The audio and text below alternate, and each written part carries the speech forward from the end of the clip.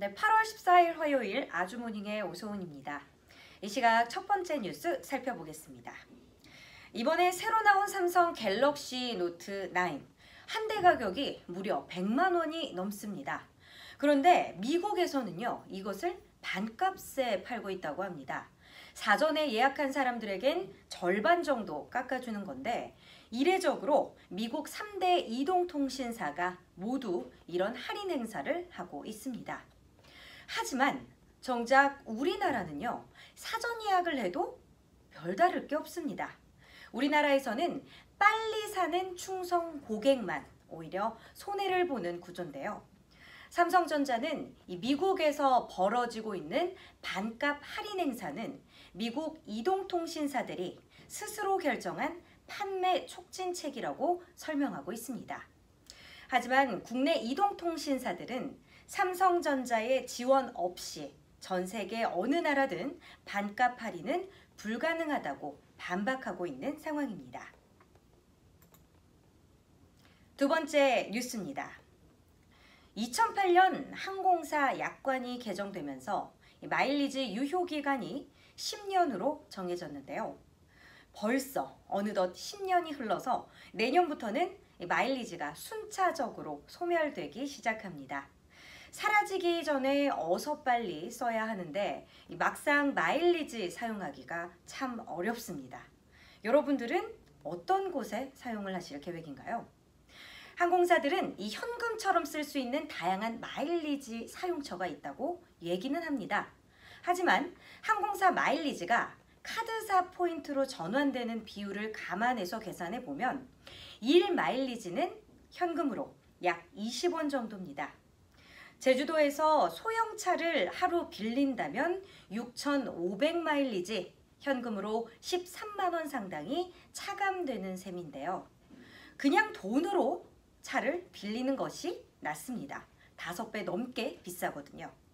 또 주말에 영화를 보려면 1,400마일리지가 차감이 되는데 일반 요금의 2배가 넘는 가격입니다. 일명 바가지 가격이죠. 항공사들은 적립되어 있는 마일리지의 전체 규모가 어느 정도인지, 소멸 예정인 마일리지는 얼마인지 업무상 기밀을 이유로 국토부나 언론에 밝히지 않고 있는 상황입니다. 소비자 단체들은 항공사들이 명확한 마일리지 규모를 공개하고 사용 방법 역시 더 간편하게 바꿔야 한다고 촉구하고 있는 상황입니다. 세 번째 뉴스입니다. 우리나라의 국민연금은 적립 방식으로 운영이 되고 있습니다. 보험료를 걷어서 일부는 수급자에게 지급을 하고 일부는 기금으로 쌓아두었다가 나중에 쓰는 형태인데요. 외국의 경우를 살펴봤습니다. 독일의 경우 적립 방식의 연금제를 꾸준히 이어오다가 부가 방식으로 연금제로 전환을 시도했고 확립이 됐습니다. 부가 방식은 그 해에 연금 가입자에게 거둔 연금을 그 해에 수급자에게 지급하는 방식인데요. 쉽게 말해서 청장년층에게 거둔 연금을 노년층에게 지급하는 것을 말합니다. 때문에 현재 독일 정부가 보유하고 있는 기금의 양은 매우 적습니다. 국민연금 재원의 70% 이상이 매년 연금 가입자에게 거둔 보험료 수입으로 이루어져 있습니다. 자, 그 결과가 어떨까요? 지난 2015년 기준으로 독일의 65세 이상 노인 빈곤율은 약 10%, 한국의 5분의 1 수준입니다. 스웨덴 역시 1998년 적립 방식에서 부가 방식으로 전환했습니다. 40년 후 연기 금 고갈이 우려되는 한국과 유사한 상황에서 내린 결정이었는데요. 이처럼 적립 방식이 아닌 부가 방식으로 전환을 해서 연금을 지급하는 방법이 일각에서는 꾸준히 제기되고 있는 상황입니다. 하지만 무엇이 문제일까요?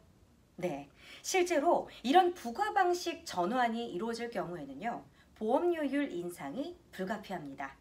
미래 세대에게 부담이 될 수 있다는 의견이 나오고 있기 때문인데요. 세부적인 대책 고심이 더욱더 필요할 것으로 보여집니다. 이 시각 주요 뉴스 여기까지입니다. 저는 오늘 오전 2시 아주 애프터눈에서 다시 찾아뵙겠습니다.